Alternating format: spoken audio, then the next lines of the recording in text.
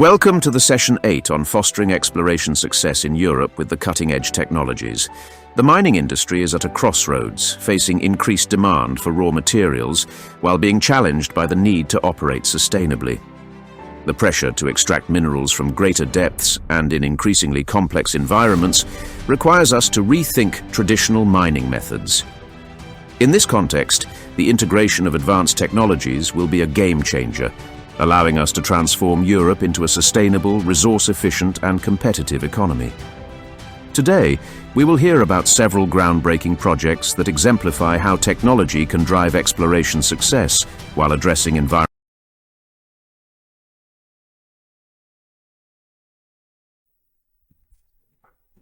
Okay, I believe this will be the session where we'll be testing the coffee.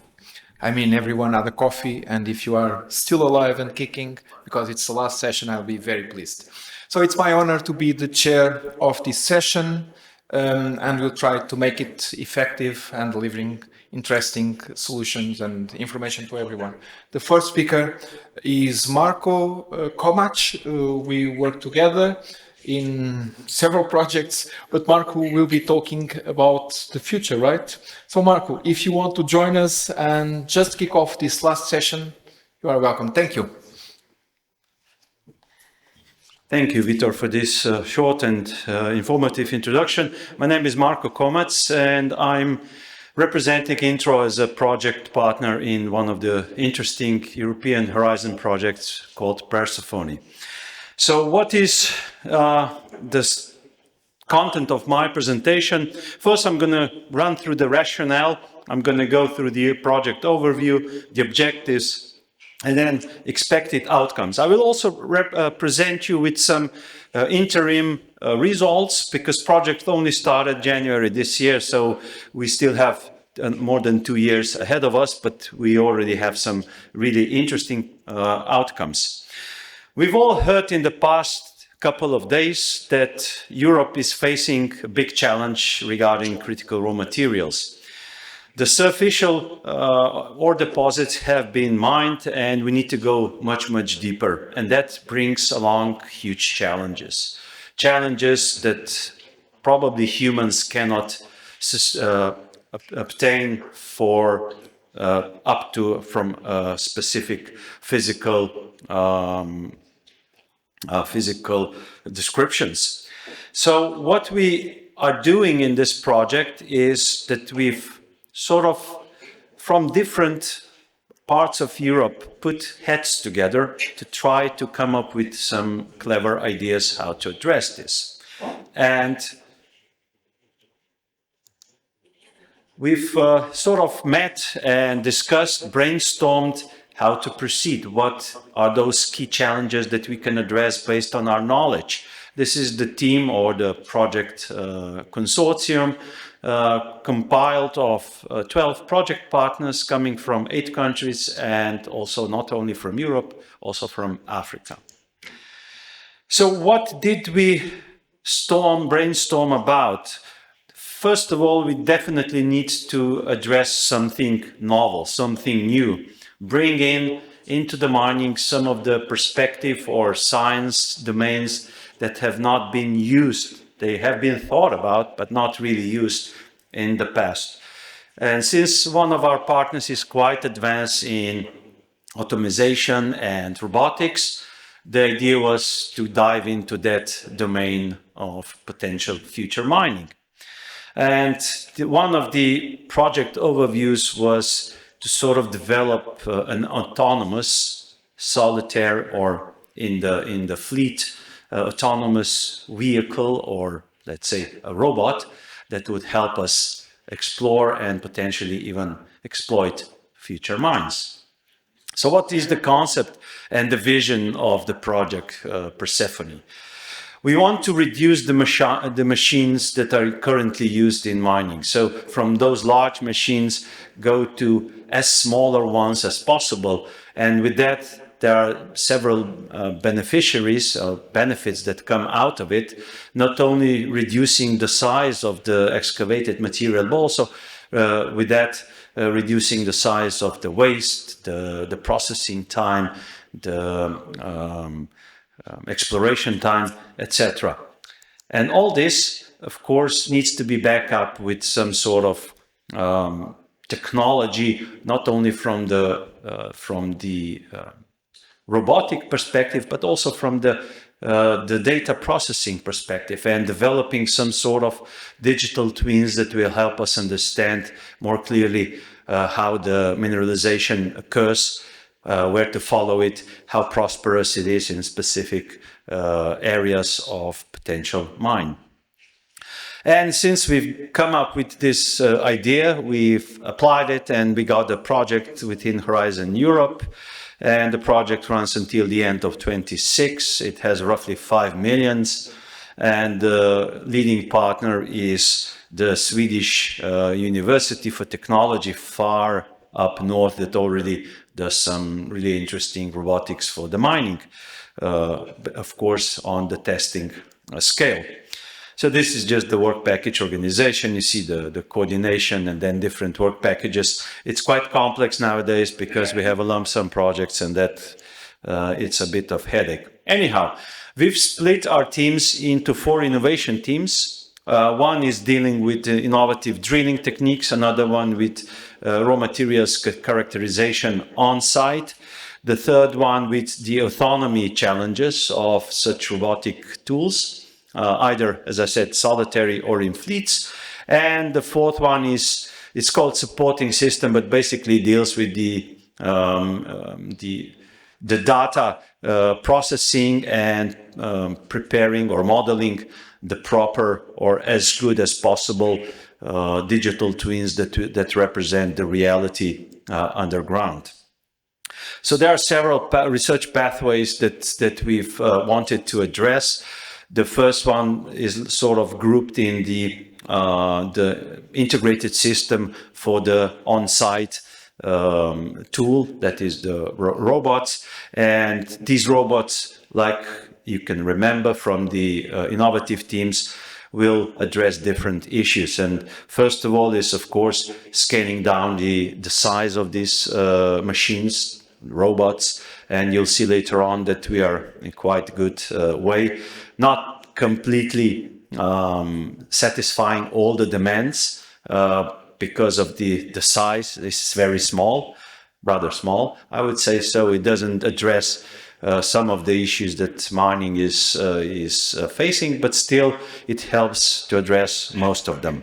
And then the second research pathway is of autonomy, which is, to us, being mining and geosciences related experts, a bit far away or a bit science fiction, but still it's very interesting. And the third one is in situ measuring or sensing. Many of you are here experts from those areas, and you would see this quite interesting when we have some more outcomes. Once we developed this and integrated them into our robot, as you will see later on, we will test this technology in 2 sites, one in Greece and one in deep mine in Sweden. And the second and the third area that we combined in second group would be the data integration, interoperability, processing, and then modeling of this data, because that's also important if we want to have near real-time or real-time information where and how to further exploit or explore or drill. So this is the first result. As you can see, it's a dog-like robot, and it can carry 80 kilos of equipment for detecting, processing, and sampling. So it's quite advanced. It looks a bit clumsy, I would say, for now. But believe me, on site, it does overcome challenges of mud, let's say shallow to relatively, let's say about 10 centimeters mud, water, and other specific challenges. Obstacles are still, larger obstacles are still quite challenging for us. But that's, of course, the first result. So what are the benefits that we see out of our final result? Not yet, but we will introduce the innovative technologies for the extraction of raw materials.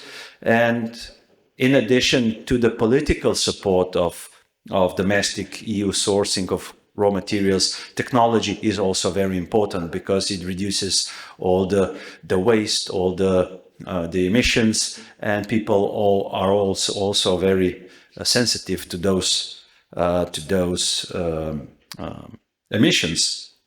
And of course, we want to integrate all the data with the existing standardization of classification of raw materials. And with all that, we want to contribute to acceleration of the extraction of raw materials in Europe. What is really important for the industry in mining industry is that with introducing such techniques, we elevate the health and safety standards for the employees on site, because less frequent visits to the dangerous parts of mines or shafts are necessary. And of course, the consistency and data processing is much better. There are still some challenges within the consortium that we need to address, because some of the partners are inclined to coreless coring technology, which, being a geologist and having post festum access to drill cores, it bothers me a lot. So we are still discussing that. I think that at the end we'll find a common and sensible solution. Anyhow, that was one of the ideas. And of course, also the benefits are others dealing with the efficiency, the effective data integration, and also reducing costs in extraction and sampling. And with that, I think my presentation is more than on time, and I thank you for your attention.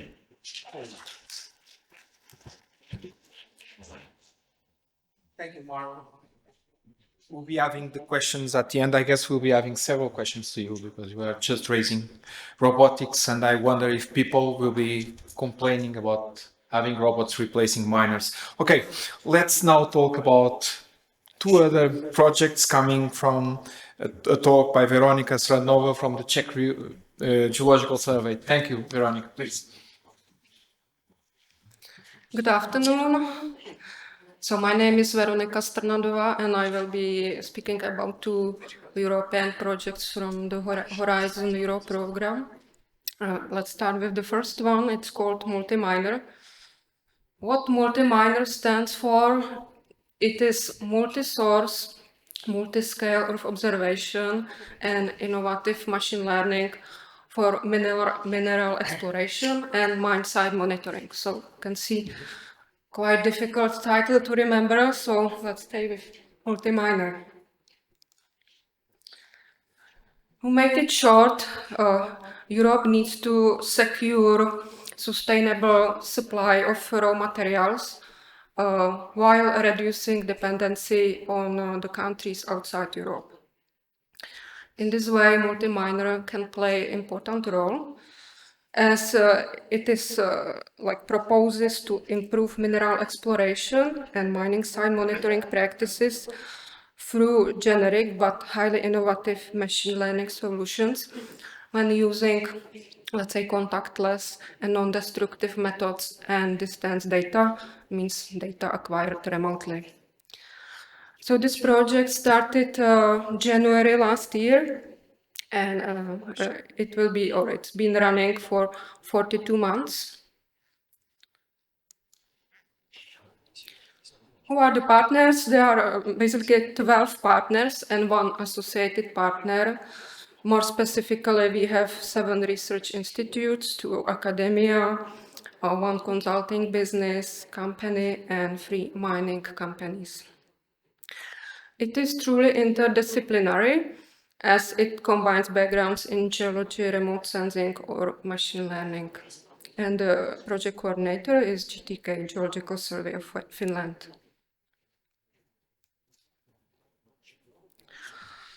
So under multi-miner, we have been developing algorithms, and we will demonstrate them in 5 European test sites to then demonstrate its, let's say, easy use in different environments.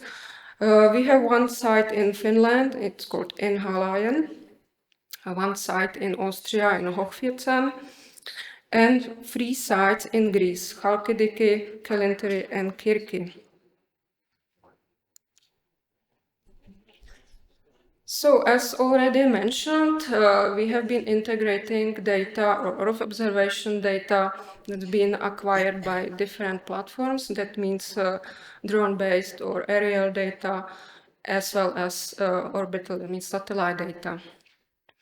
We employ unsupervised or weakly supervised machine learning methods to develop innovative applications for mineral exploration, mine site monitoring, and even for closure and rehabilitation. More specifically, we have been focusing on developing innovative solutions for mineral mapping and multi-scale data interpretation, as well as for ground moisture monitoring, dust monitoring, water quality and acid mine drainage monitoring, and biodiversity monitoring. All these thematic applications rely on satellite imagery available through the Copernicus program, as well as the other ones. And in situ data have been used to, let's say, train the models and also validate the results. Most of the applications use drone imagery that is used to that it's been used for upscaling in situ measurements to satellite data resolution.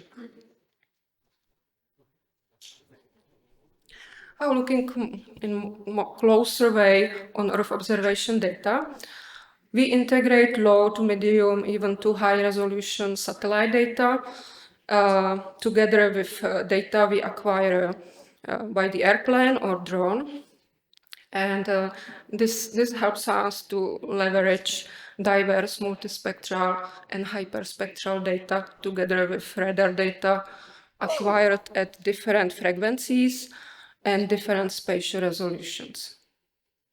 Besides that, we also acquire proximal or close range remote sensing data to cover even the most detailed scale with, let's say, with the information of the highest accuracy.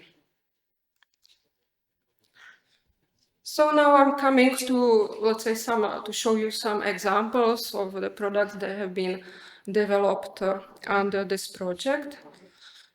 So here you can see a result of, let's say, semi-quantitative mineral mapping using hyperspectral scanning of the mine wall. These, let's say, high resolution and high spectral resolution data allow for a detailed mineral mapping and differentiation. So in this case, we were interested in magnesite and dolomite and map these abundances. Also, we develop a wizard or a toolbox for mineral prospectivity mapping. And here you can see the example or how the interface looks like. So the user can import diverse Earth observation data, can also upload the in-situ data, can select what type of modeling want to employ, and decide about the desired product, such as, let's say, mineral abundance map or more advanced product, such as alteration zone map. We also develop, let's say, monitoring systems for environmental monitoring. So we work on the acid mine drainage and water pollution. We basically take it as a complex issue, and we aim to accurately map the acid mine drainage discharge together with the consequent water pollution. To be able to do that, we basically use satellite data from the Copernicus program. These data are available for free and at the multi-temporal, let's say in the multi-temporal way. And these data allows us to detect acid mine drainage hotspots. For these hotspots that have been detected, we use high spatial and spectral resolution drone data to resolve the mineralogy and water pollution in further detail.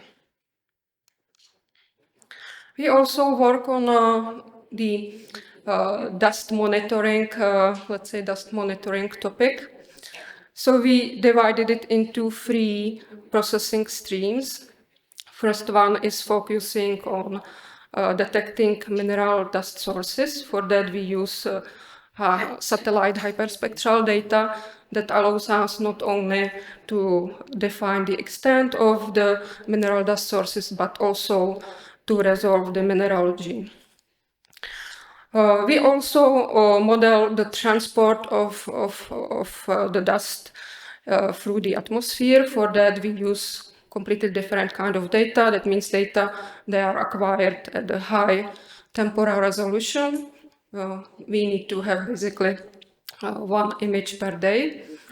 And we also study the interactions between the atmosphere and the vegetation.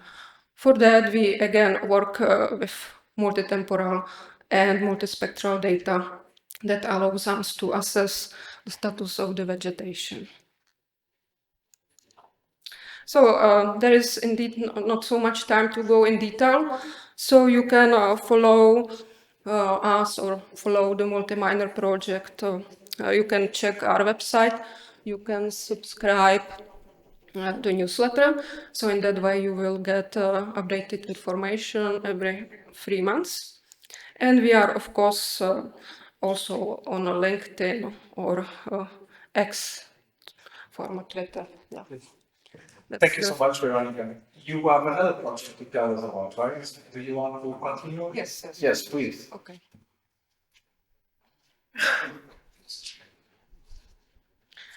Okay, and the second project, it's called MINEX. It is again a Horizon Europe project. In this case, it is an innovation action project. That means we are aiming at the products at higher TRLs. That means basically TRLs 6 and 7. This project started this year in January, so it's quite a new one. The consortium consists of 13 partners coming from 9 countries. And yeah, like if to describe what is the overall outcome planned, so we plan to contribute to increase access to primary and secondary raw materials, in particular critical raw materials for the EU industry. So let's, at least at the high level, to explain the main objectives. So we aim to develop basically commercial services, more specifically web-based platform that will consist of different modules. And these modules will help to increase efficiency of mineral exploration, will improve waste valorization and mine safety, and all the technology will be demonstrated at pilot sites with varying mining context. Of course, the results and the gained knowledge will be shared with diverse stakeholders, academia, and also general public. So let's look in closer way what are the activities under the MINEX project. So basically, data compilation is let's say, the basic step to improve geological modeling and to develop better mineral potential maps. For that, we want to integrate diverse Earth observation data, mainly satellite data in this case, But it is important to include also geophysical data. In this case, we have airborne or ground-based. And of course, all this data needs to be integrated with in situ data. So basically, we consider all kind of in situ data available, such as mineralogical, geochemical, petrophysical, or borehole logs data. Any kind of in situ data you can imagine. So like integrate and fuse all these data I mentioned. We want to improve the modeling, especially 3D geological modeling, and develop more accurate mineral potential maps. We also focus on mine waste. So basically, we also have been working on developing, let's say, processing schemes to make better inventorying, mine inventorying, and mapping mine residues. We also want to do improved 3D mine tailing modeling, and also to, as mentioned, improve valorization strategies for critical raw materials. Last but not least, we have been also working on tools to improve environmental assessment of mining residues and surroundings. Besides that, we also work on the approach to improve the monitoring of the mine stability.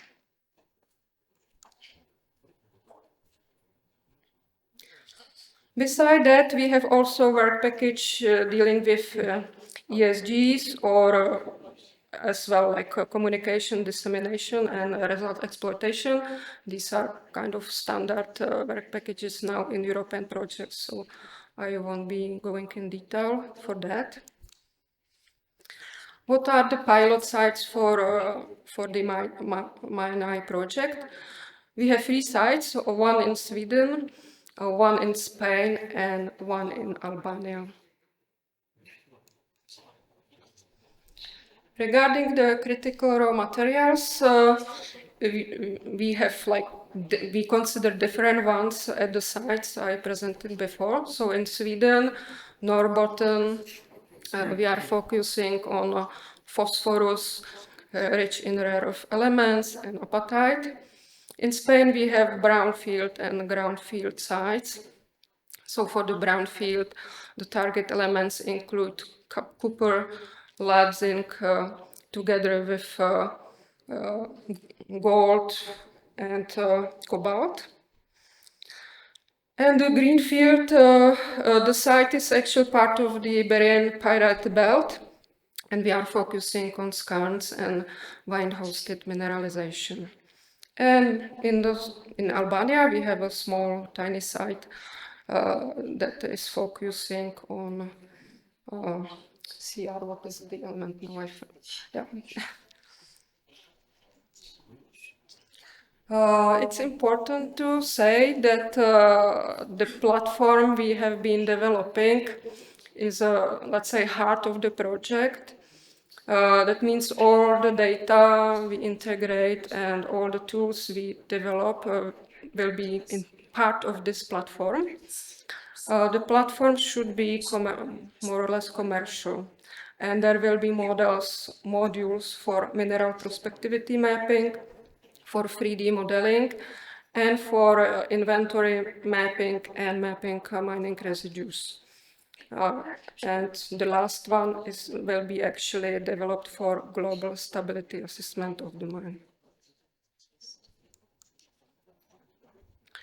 Again, when we look at the diverse of observation data, we use basically all satellite data available for free, as well as commercial data provided, for instance, by Airbus or Planet. And of course, these data again differ from spatial and spectral resolution. So it means to integrate them, it's an important step. This is just, let's say, a visual explanation that of the data I was speaking about. Each of them differ from spatial resolution and have different spectral domain. Just a quick example on the first step to process geophysical data and extract the feature to improve mineral prospectivity mapping. So to sum it up, the main results or outcomes of the MINEX project are like we are aiming at developing commercial services and products for mine industry stakeholders. This is the APAP platform that will provide modules for 3D modeling, mapping mining residues, and prospectivity mapping. We will also publish online thematic mining residues map for EU countries. The country of the interest is still to be decided. And of course, like we will publish the outcomes in form of reports or scientific papers and some, let's say, events for mining industry. And yeah, like if we sum up the impact, we want to increase success rate of exploration in Europe and supply of critical raw materials. We aim at increasing stakeholder access to EU-supported decision-making tools, and we are aiming at increasing mine waste valorization and reduce environmental impacts. So these are just basic information about this young project.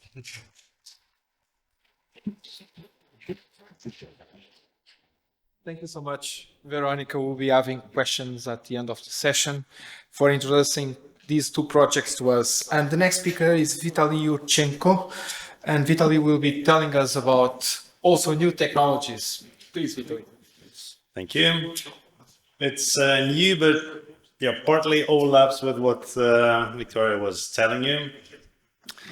Yeah, first, thanks organizers for this conference, very interesting. And well, I was, desperately looking for my name in the first 10 pages of the program to realize that I was supposed to be the last two. And I was preparing to be the, the cherry on the cake, accepting the challenge, but turned out I'm not. Anyway, I'll try to keep it, as light and entertaining. The, last presentation here, every second, if not every non-fiction book I read now, it starts with a real life story. Just, every chapter starts with a real life story. So I decided to follow the trend and give you a real life story. And the story goes back to 2021. Actually, it goes back to 2017 when BHP realized that one of their assets, Yandé, which is a huge mine in Pilbara region in Australia, was about to get decommissioned because it's an iron ore mine, because the grades were diminishing. They got a lot of clay, and the leaching has been processing has been becoming more and more expensive. So yeah, it was facing the end of life. And then in 2021, suddenly in this Australian issue of Financial Review, there was this article that their hyperspectral, or their team, has found a remedy how to extend the life of mine by another 5 years, which is massive, of course. It's in a good year they were producing 68 million tons of iron ore. So it's many billions. And then the story goes on. About half a year later, same journal, Financial Review, gives a story about one startup called Plot Logic, which actually delivered that magic tool to BHP Yandé. And no surprise, they got some. They finalized the round, and BHP poured 25 mils into that startup. Just for rendering these services to them. So yeah, and we're proud to have them as our customers. So what did they do? They just made this nice box and put it in a mine. What the box was doing, it was producing georeferenced images similar to this one, showing you, the grade, where the clay was, where the iron was, and well, this picture is not from ThoughtLogix because they are almost paranoid about they are very sensitive about their IPs, but this is from a similar survey from another customer, University of Fairbanks. So what's inside that box is what one of my fellow geologists refers to as the greatest invention since a hammer, and that's a spectroscope. But more, it's not just a spectroscope, it's about 640 of those guys in one box, which give you the grade with scan in about an outcrop in about a minute, and give you a grade with centimeter resolution. So what is this magic thing that we produce? I'll tell you in a second. I have to tell you who we are. We are Norsk Elektro-Optikk, Norwegian Electro-Optics. A funny company actually, because we are owned by an artist, the painter, and we have this luxury of being funded and owned by a foundation. Thanks to our late founder, Tycho Jäger. He was one of the first people to make a laser, and he made a fortune on delivering laser sensors to the industry. He and his wife, Irma Salo Jäger, they were childless, so they put all those money into foundation, and we had this luxury of being able to focus just on quality and robustness of the instruments for about 10 years, no pressure to sell anything. So, and we've been delivering prototypes and sensors for pretty much every aerospace agency in the world, starting from NASA, then DLR in Germany, ONERA in France, European Space Agency. Our customers now include BHP, Vale, Anglo-American, big France, United States Geological Survey, a bunch of other companies. But yeah, now I'll bore you with the principles, how it all works, if you care. You know that every material has its unique fingerprint, spectrum. And how do we measure those spectra? How do the cameras work? It's called push-broom technology. So what we do, we look at, instead of normal objective, we use a slit, and we look at just one line on the scene. That line is then projected into a grating or prism. So what comes out is a rainbow. You remember from your physics, school physics class, the Newtonian experiment, white light goes into the prism, comes out rainbow spectrum. And then we calibrate it in the sense that the spectrum is detected on or projected on the CCD matrix or CMOS matrix of a camera. And we use one dimension for registering spatial pixels and another dimension of the sensor for recording the other colors of the rainbow spectrum. Then we have to either move the object, because we're still looking at one line, so we need to scan the object. Either we move the object or the camera. And creates a data cube. Have I pushed the wrong button? Yeah. So every pixel in the final image, if you click, you fold it on see that it's over there. Small thing. It's so if you click on the pixel or on an area, it gives you a spectrum, and then you can try to recognize, try to guess what kind of material there is, because what you see essentially is a molecular spectrum, because the cameras and the sensors, they're active or sensitive to the part of the visible light, near infrared, short-wave infrared. There are other sensors that are sensitive in the mid and low wave infrared, and the price of the sensors, it goes exponentially as you go deeper into the spectrum. Of course, then you scan it, good. What do the next? Because you sit with a huge data cube where each slice of the cube is an image recorded at one wavelength. So you need to process it. And then, so you need a software that will compare the measured spectra with some kind of reference database. But yeah, there is a huge zoo of algorithms how to do it. And of course, we chose a software called Breeze to integrate with most of our cameras, but otherwise we're very software and platform agnostic.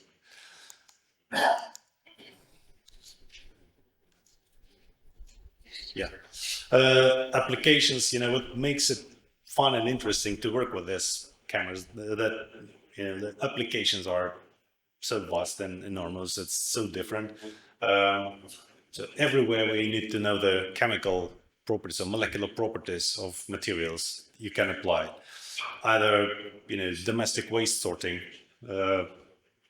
or another day, the geological mapping is of course huge and interesting domain for us. But if on another day we can be measuring the fat, protein, water content in fish fillets. So yeah, but still, geological mapping is a very interesting and important segment for us. As I said, the cameras are pretty much platform agnostic. As long as you can move the object or the camera in a controlled fashion, you can put it on an airplane. Veronica was showing some examples of satellite imagery on a drone, on a tripod in the field, and then you scan the outcrop in a lab on a conveyor belt for continuous ore grade monitor or mineral logging. Another big hit recently has been core scanners. I'll show you, I'll skip the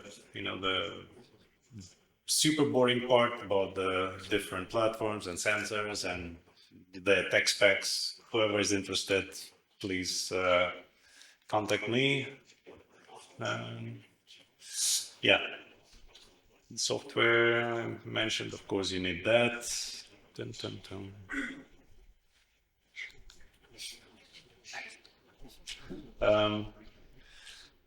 So there are several ways how to treat the data, how to process them. The approaches can be either data-driven or knowledge-based, or they're called expert systems. One of those expert systems is a spectral library. It's for many geological applications. It's the starting point is the spectral library published by United States Geological Survey. Now about different scales and some examples. Perhaps the best thing that came out of the US presence in Afghanistan is this map. It's a mineral map of the whole country that USGS did. Gentlemen Raymond Kokali and Todd Hoffen, they just used the availability of US Air Force in Afghanistan. They put a hyperspectral instrument on an airplane and scanned the whole country. But this is really an unprecedented survey on unprecedented scale. I'll give you some examples and maybe give you some hints about the practical value of other applications. Drone survey. We did a pilot for this Burra pit in Tucson. It's a copper skarn deposit. The deliverables were a nation map, secondary iron, and weathering map with, again, fully georeferenced with 5 to 10 centimeters resolution on the ground. Yeah, there you of course see all this, they're called end members, they're the minerals. But yeah, probably the most interesting is this map. So the result was, again, the complete map of minerals like jarosite, showing the, given a much better, much more detailed picture on mineralization, secondary mineralization, secondary iron, and whatnot. I see I have just about 1 minute left, so I'll briefly go through some other examples. So we've seen how it works with the drones and what you can expect from the drone data. For most operating mines, this drone data is, yeah, it's interesting, good toy to have. But for their daily operations, it's, well, I don't know.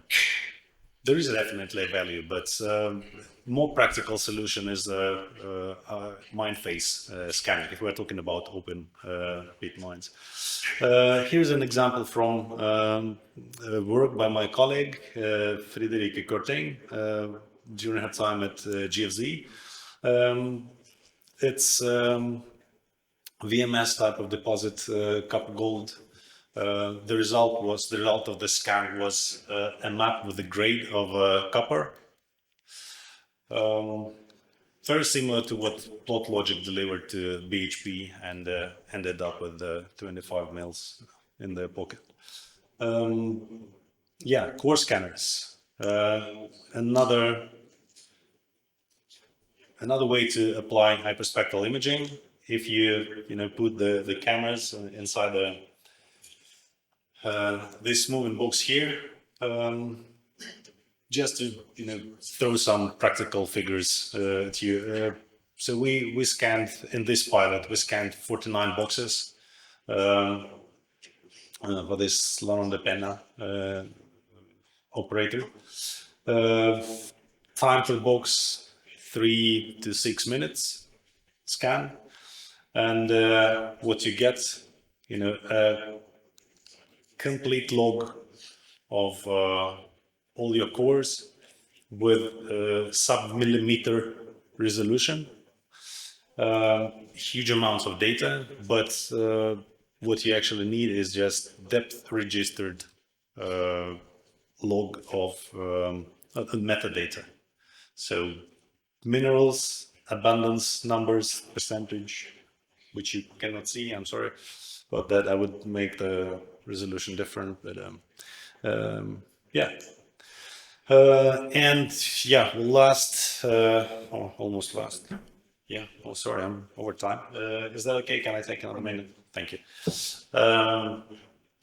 So we were recently in a very interesting project. It's a huge limestone mine, aggregate mine, one of the biggest in the world. We were in the middle of their digitalization project, where it was really an eye opener. So we delivered to them several systems.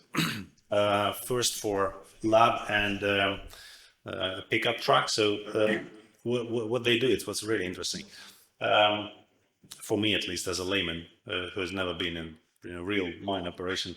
They had a time gap about 24 hours between drilling, blasting, and grading, because just to deliver the samples to the lab, analyze them, return the feedback to the operations, updating the block model, and putting the grade on a particular block. It would have taken them about 24 hours. Some grades, well, some customers are really sensitive to the grades. So what they were doing, they were selling cheap, high-grade material, but because the production never stops, although it takes 24 hours, they start producing the moment you can access the blasting site. So here we delivered a scanner that can be installed on in the back of the pickup truck. They scan the drilling chips in the field before the blast, and before the blast they can already update the block model, so they know the grade with much better precision. Of course, they are no newbies. They've been doing their guesswork based on the geological assessments. So yeah, they were working. They had their routines, but we shrunk that turnaround time from blasting to the production from 24 hours to minutes. And that's a lot in terms of revenues. Then still, to make it more actionable, you need to be able to say you scan, the grade, and then you need to be able to divert, for example, whole trucks from to the right crusher with the right grade. So we put another system just on top of this IPCC, and we've been scanning the whole trucks, giving them the mineral composition, of course, of what's on the surface, but still it's an order of magnitude in terms of data granularity compared to one drill hole per 25 square meters or more. And the last thing was, the cross-check after it's crushed, next level of granularity. We put a camera on a conveyor belt, and that was a continuous stream, just monitoring of what's on the conveyor belt in terms of grade, minerals, and et cetera, et cetera. And yeah, the same for the mine phase. And the last thing, to show you the multi-scale data, because people often ask us, how does it, can you use satellite? And yeah, I'm already over the time, but yeah, don't blame me. I thought I have 2 time slots, so I'll just show you the comparison of post-life monitoring of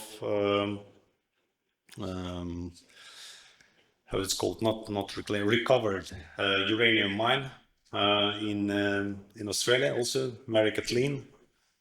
So we we flew a drone over it with a hyperspectral camera, and the hydrological situation there is so that after they have this ephemeral rivers. So after rainfalls, the water levels, the groundwaters also go above or out of the normal aquifer, and they spread the reactive material around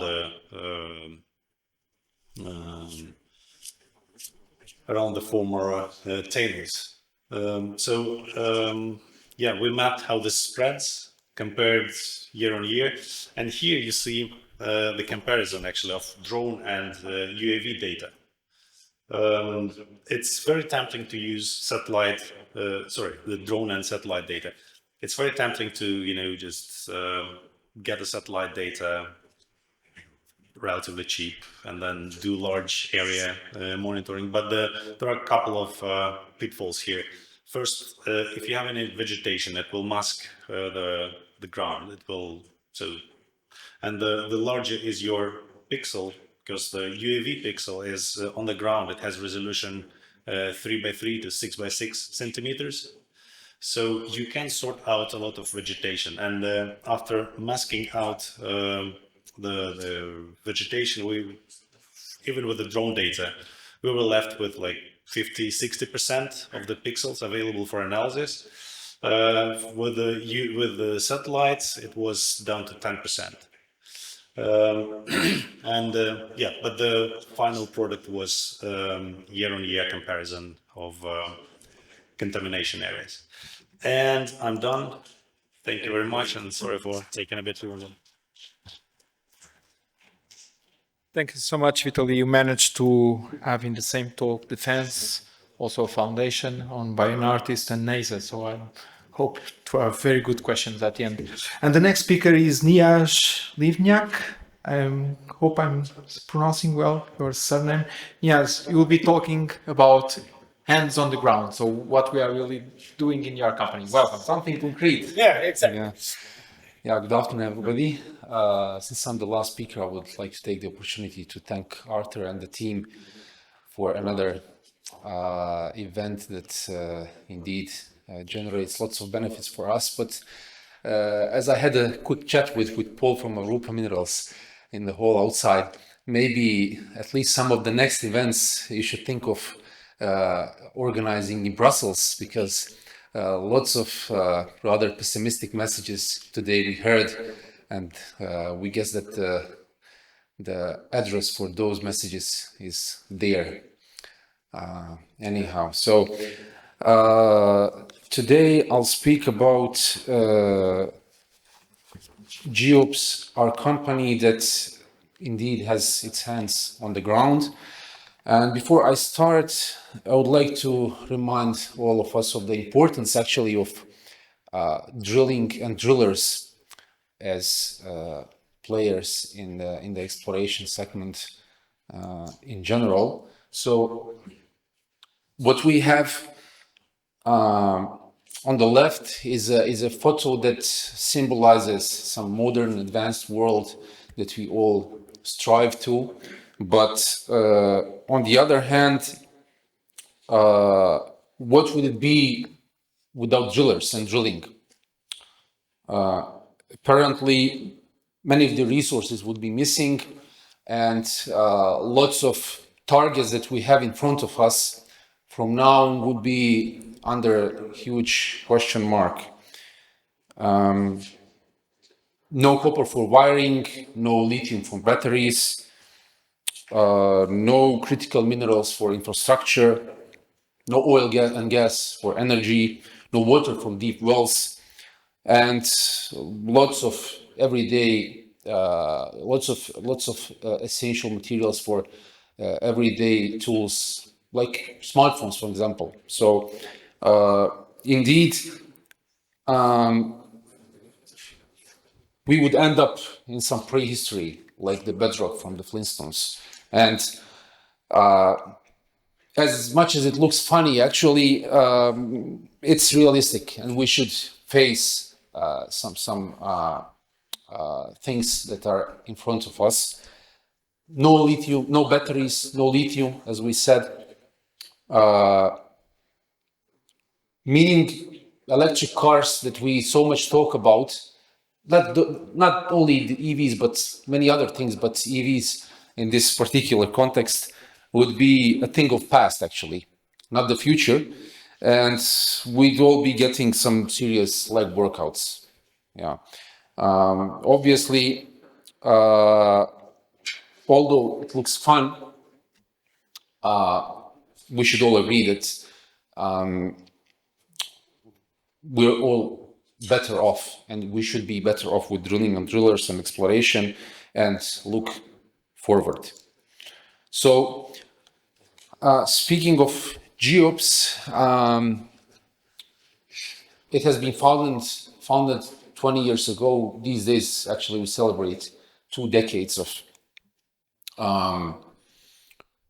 lots of activities, lots of experiences, lots of challenging projects, and we probably stand with like 450 people in the team with experience and expertise that extends far beyond Europe. We are present from Portugal to Kazakhstan, from Cyprus to Scandinavia, and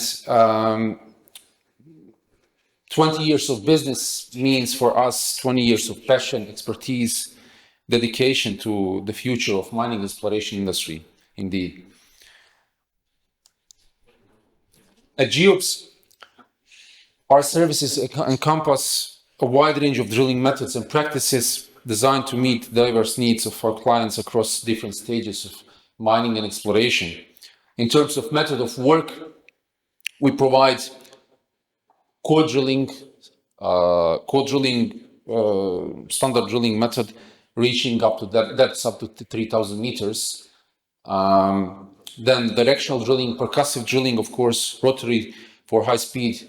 And on the other hand, in terms of purposes, we do serve exploration projects, production as well, also technical drilling, etc., etc.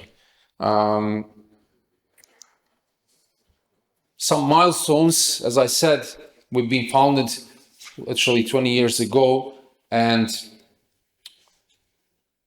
we began humbly with one rig, but already by 2009, we became a trusted contractor, mainly in the Balkans, which is our priority region. At the moment, only in Serbia, we have like 15 rigs in operation, and this is for last 2 years, like ongoing. So it's a huge campaign over there. We also launched our first in-house workshop 2009. Then 2012, we emerged as the top contractor in the Balkans with 20 plus drill rigs. And 2017, we started expanding across Europe. We ventured into core drilling and in the oil and gas environment, added large diameter core drilling, and also conducted some projects in North Africa. By 2022, we had grown even further, with reaching 45 drill rigs that we have in the fleet at the moment.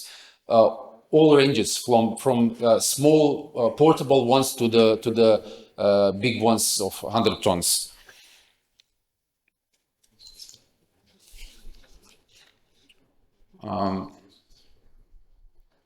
So our main driving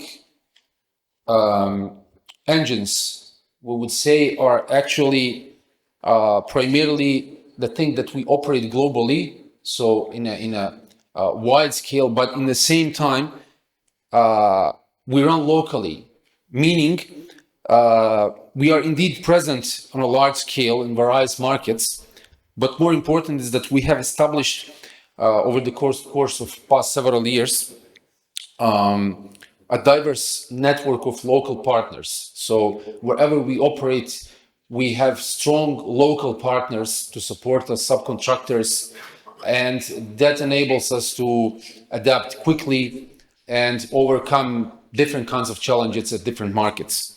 Secondly, our people are our past, present, and future. It's all about the people. We're proud of our employees, and it's actually their commitment and knowledge and something that's kind of like daily improvisation, looking for solutions. It's something that enables us to go forward and keep growing. And of course, partnering with many international companies. Like this is just a small portion of our network of clients that we are indeed proud of, and that actually in some sense helped us grow and improve. As we continue, we face different kinds of challenges basically on a daily basis. That's drilling. Each and every drill hole is different, even though if it's just 20 meters away from the previous one. So we deal with these daily challenges and with different kinds of methods. One challenge that was very interesting as a project itself was one large diameter hole that we had conducted for Rio Tinto in Serbia. You can use the QR code to look into the article for additional details, let's say, but briefly, from one borehole, we had extracted 37 tons of core. So it was something different, and proudly we can say that entire tools used at this borehole, at this single project, was produced in-house by our manufacturing unit. So as challenges, what we can mention, of course, is the market. Even today and yesterday, we heard so much about all the fluctuations, all the vulnerabilities that we all face, and we as drillers as well, we are affected indeed, but again, we managed to adapt, we managed to overcome, and we hope sincerely that primarily in the European Union, things will move a bit faster for all of us. At GEOPS, we believe that a well-trained team is the foundation of success. It's all about the people. Our training programs are designed to meet different kinds of industry demands, fostering a capable and motivated workforce. We recognize the importance of supporting our senior staff, so pushing them to keep on learning, keep on advancing, staying in touch with all the modern geeks and advancements. But in the same time, we have something what's called Intern to a Driller program, attracting young generations, new people, young boys to take a step, dive into the drilling business, and we support them, we help them, we provide them all kinds of trainings to grow from a intern as a drilling helper, drill master helper to drill master to supervisor, and furthermore. And we are proud to say that of these 400 plus employees, most of them pass through our program of development, career development, and all of our drill masters with 10 plus experience have actually started from zero. Then, in terms of the technological advancements, we also try to be online to try to answer in a best possible way. And one example is our own drilling operation software that we have also developed in-house that helps us to be significantly more efficient, more productive, for sure, but also very important, more transparent to our clients. So they have full insight in time of what we do at their projects, how we perform, and take good reports as such. Absolutely, big focus, big emphasis is on health and safety, which is crucial. We take a comprehensive, I would say, approach to risk, broadening our perspective to gain a true understanding of health and safety challenges. And each task, each activity is taken separately, tailored to the specific site, ensuring that we address unique risks effectively and eliminate consequences. We place particular emphasis on mental health as well, and stress management, recognizing that a supportive environment is essential for our team's overall well-being. Several years ago, we managed to, primarily with the support of colleagues from Rio Tinto, to implement a procedure, a take 5 procedure, pretty well known in the health and safety segment, and still we successfully operate under it. Same approach we have, of course, in terms of the environment, which is a big topic, and our zero harm commitment policy is essential and fundamental to our operations.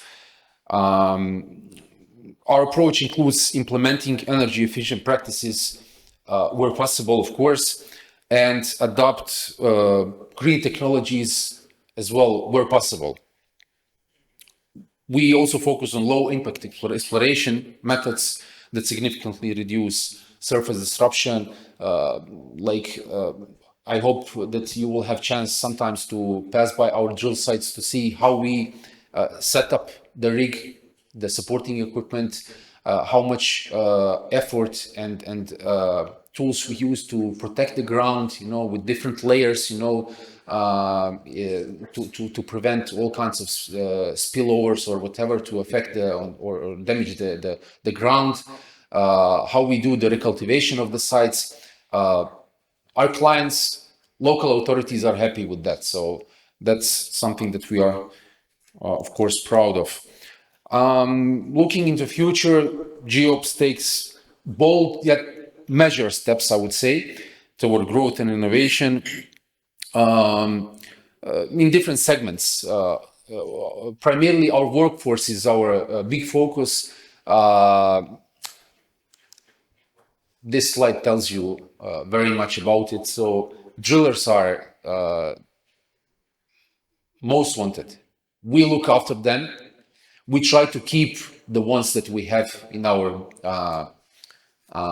team to time, and it's them who actually enables us all to keep on going forward and actually keeping us all out of the Stone Age, but literally. So obviously we might not be like riding dinosaurs or something, but we are still digging deep, evolving, and ensuring that our industry stays ahead of the times. It's a task for all of us. It's a tough job, especially drilling, but someone's got to do it. And we are looking forward to all the projects, all the challenges in front of us to cope with them. And we are ready to rock and to join with us on this journey, all those who who have the same goals. So at the end, once again, I want to thank everyone participating, the MINEX team, and again here, QR code is for the contact information in case some of you need to reach us over. So thank you very much. Okay, thank you so much, Nias. I wonder, I mean, we were listening to, and I took some notes, satellites, artificial intelligence, scanning, coreless technology, which of course is a problem if your business is taking out cores, but I'm assuming that resource estimates geologists and investors are also worried with coreless technologies, but also hyperspectral. And I have two questions for the audience. Because you have been here for so long and you are really, I mean, the coffee is good, but of course we also deserve, you also deserve our praise for taking the time to be listening to this. Do you think that these technologies will be used in exploration, let's say in 5 years from now? Not many people, I see. And in mining, 5 years from now, in the extraction, I mean. Less sense, not many less. Okay, so I guess that we have like a good setting for questions. I'm assuming you'll be having some questions. And I also understand that we are between you and dinner, but we might have like 10 minutes for questions. Is that okay? No questions?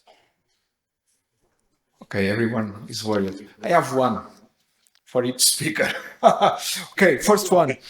If I may, to Marco, because you mentioned something that was reducing the size of mining works. I mean, is this something that will change the way we are mining today using robots? Well, robots, especially small ones, most definitely can reduce the amount of material excavated. The first place, since we would, in ideal world where we would be able to develop a robot like that, would actually fit maybe even a vein to follow while it explores it, could also ideally process it and leave the residue behind and somehow produce us with the final outcome that we all strive for. I mean, I know that's a science fiction for now, but somebody told me today I'm too optimistic. I'm still optimistic that let's say in a couple of decades we could get to that level. So yes, I think we should strive to reduce the size and mine material excavation, because with that we would also answer some of the questions that are constantly posed ahead of the mining industry from general public. That is pollution, residue, waste, etc. So I think we have a huge challenge ahead of us, but again, innovations are there. We just need to find them and explore them in mining. Thank you, Marco. If you have questions, feel free to step in, because I mean, what you mentioned might be really a game changer. That's my perception. At the same time, Veronica, you were talking about Earth observation in these two projects that you mentioned. Do you think that in the future we'll be basically relying on satellite images? And I mean, in a way, that will speed up exploration, but would we still need geologists, or this is something that with all these satellites and I mean, will be going faster than what we are doing now?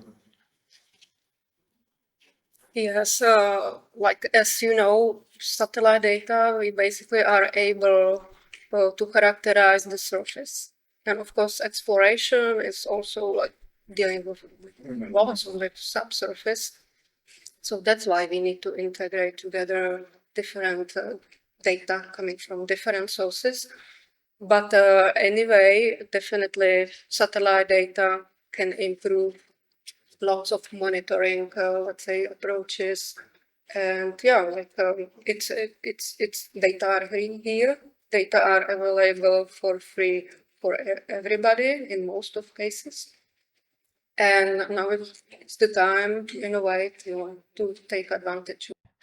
Because in the second project you mentioned that you'll be doing that integration because between data from the surface, and is that something that will be publicly available to the people?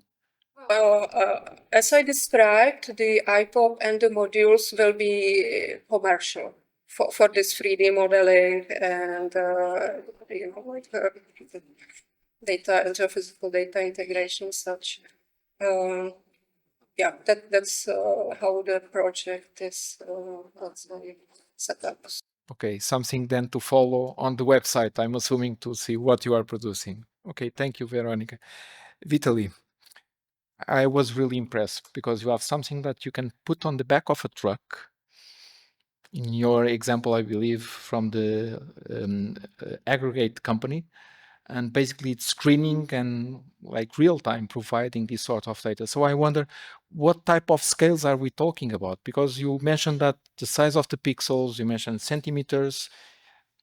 I mean, is this something that works with different scales? Thank you for the question.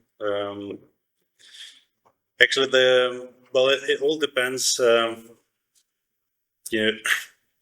All depends on the distance between the camera and the object, pretty much, because the cameras have their angular resolution, and if you put it on a satellite, you will have a few meters on the ground. If you put it on the conveyor belt, you will have a millimeter or a few millimeters resolution. But the cameras are very versatile.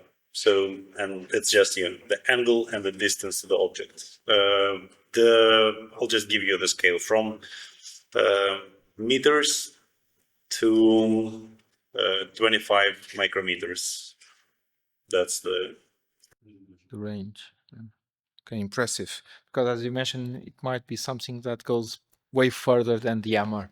I mean, as a geologist, I still have an hammer, so I haven't tried that. Thanks a lot. And no questions still from the audience? No?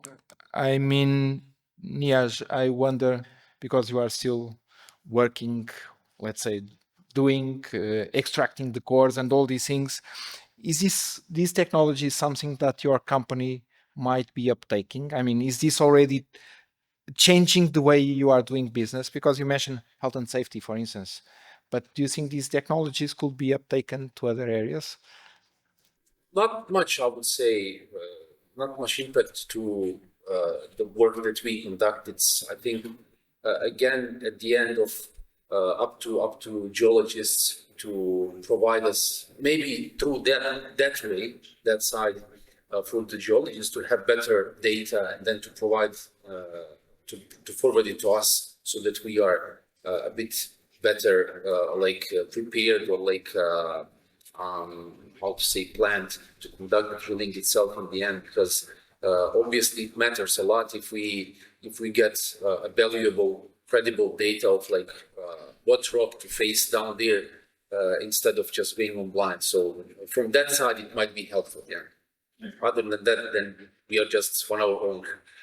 That's true. That's also my impression, but this is my personal opinion, because I believe that resource estimates will need to, you need to go there and touch. Okay. Thank you so much. Thank you also to the audience, and applause to our speakers. Thank you.